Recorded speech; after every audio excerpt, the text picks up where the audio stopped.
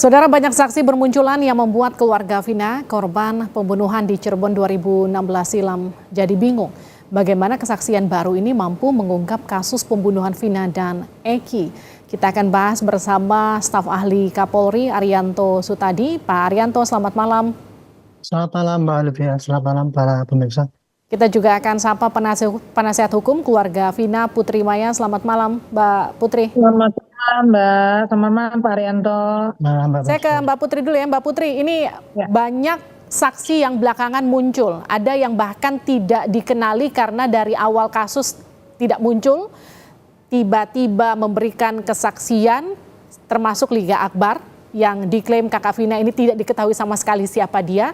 Dan juga Suroto yang katanya mengevakuasi dan menemukan Vina dan Eki pertama kali ketika kejadian. Apa respon keluarga soal itu, Mbak Putri?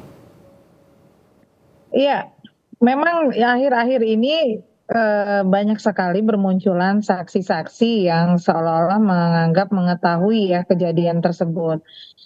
Tapi pada intinya sih kami menerima ketika itu memang. Mbak Putri. Tapi kalau tidak salah ya Liga Akbar itu di dalam putusan ada itu sih Mbak. Ada itu di dalam putusannya si Saka kalau nggak salah ya. Itu saya lihat ada nama Liga Akbar. Baik, artinya Liga Akbar ini bukan orang baru yang tiba-tiba muncul setelah viral ya? Kenapa kok sekarang pada muncul gitu kan, satu persatu. Namun kan ini akhirnya kan menimbulkan pro dan kontra. Karena kan kita lagi. Mbak Putri, mohon maaf suaranya terputus-putus. Benar-benar kami kan lagi fokus untuk pembunuhan Vina dan Eki gitu kan. Jadi siapapun yang memang dirasa mengetahui secara langsung, melihat, mendengar dan merasa. Mbak Putri. Ada upaya-upaya seperti pemaksaan nanti dan lain sebagainya timbul lagi, bukan begitu ya Pak Arianto ya? Iya, ya muncul semua kesaksian. Baik Pak Arianto, ini bagaimana dengan tadi salah satu yang disebutkan oleh Mbak Putri ini kuasa hukumnya adalah kesaksian yang baru saja tiba-tiba muncul. Kalau pertanyaan saya sama Pak Arianto gini, ini sebetulnya akan membantu proses pengungkapan kasus ini atau justru memperumit karena jadi makin simpang siur? Tidak, itu membantu proses pengungkapan yang terjadi. Baik, suara baik. Baik Pak Arianto, silahkan dilanjut. Ya. Jadi apa keterangan-keterangan yang bermunculan itu justru akan membantu terungkapnya kasus ini. Kan kasus ini diduga bahwa yang dulu yang sudah divonis itu kasus yang nggak benar kan gitu, asumsi publik kan sekarang gitu ya. Karena bermunculan kesaksian-kesaksian dan analisis-analisis daripada pakar dan sebagainya, bermunculan lagi pengacara yang puluhan itu membantu. Itu kan menunjukkan bahwa yang dulu itu tidak benar seakan-akan gitu, karena framing dari media itu. Nah sekarang kalau bagi penyidik ya, sekarang ini fokus kepada yang PG ini, itu ya. PG sudah ditetapkan sebagai tersangka, hanya berdasarkan tadinya keterangan AF ataupun si Mel dan sebagainya. Kira-kira itu ya, ditambah dengan bukti-bukti yang lain. Polisi waktu itu sehingga tentukan sebagai tersangka. Nah sekarang bermunculan kan keterangan yang mematahkan keterangan si AF dan Mel yang memberatkan itu. Bermunculan ke sana sini, bermunculan kesalahan, termasuk juga tadi kesalahan Pak Suroto tadi. Itu kesaksiannya itu menerangkan bahwa itu bukan kasus kecelakaan. Nah ini saya lega karena meredakan orang-orang berasumsi bahwa tadinya itu kasus kecelakaan, ternyata kan bukan. Memang itu penganiayaan gitu. Nah sekarang tugas polisi adalah jangan lagi pakai model-model pembuktian atau membuat berita acara yang seperti dibuat pada tahun 2016 dulu. Di 2016 dulu itu kalau pandangan saya kurang lebih itu ya, itu polisi kurang menambah dengan bukti-bukti yang saintifik sehingga sekarang ini dipatahkan oleh pencabutan keterangan saksi. Nah kebetulan ya yang dulu polisi tidak salah karena apa? Sudah maksimal membuat berita acara dan itu pun diterima oleh jaksa, dianggap benar sehingga bisa diteruskan menjadi penuntutan dan akhirnya divonis oleh hakim. Itu artinya penyidikan polisi waktu itu sudah baik gitu. Cuman ternyata bahwa penyidikan yang seperti itu gara-gara diputus oleh hakim Dan kemudian sekarang muncul berita-berita yang kontra kayak gitu, kan dipertanyakan benar apa enggak nih? Wah, ini berarti ini rekayasa ini. Itulah yang sekarang tugas kita ini harus mencari kembali ya apa yang betul-betul terjadi yang dulu sih gitu. Tapi kalau untuk yang kinerja tahun 2016 itu nggak usah dikoreksi lagi. Kalau mau ngoreksi ya pakai PK aja. Jadi keterangan-keterangan tadi ya yang lihat, yang kemudian mengatakan apa alibinya si Peggy di sini dan sebagainya, itu nanti jadikan temuan, tolong para pengacaranya itu jadikanlah sebagai PK untuk membatalkan putusan yang dulu itu masih bisa kalau menurut saya sih. Oke, Mbak Putri diminta PK untuk batalkan putusan yang dulu, gimana tuh Mbak Putri? Iya, sejauh memang bisa membuktikan, kan PK itu kan nggak cuman hanya mengajukan PK tanpa ada novum baru, ya toh. Novum baru itu tidak yang belum dihadirkan saat persidangan. Kalau seandainya sekarang para para narapidana ingin melakukan PK, ya silahkan saja karena itu memang hak hukumnya. Ya kan, tidak ada masalah sejauh memang bisa membuktikan bahwa apa yang menjadi tuduhan dan vonis tersebut bisa dipatahkan, dalam artian bisa membuktikan semua itu memang mereka tidak bersalah, ya silahkan saja, sah-sah saja begitu, tidak ada larangan, memang itu memang upaya hukumnya seperti itu, Mbak.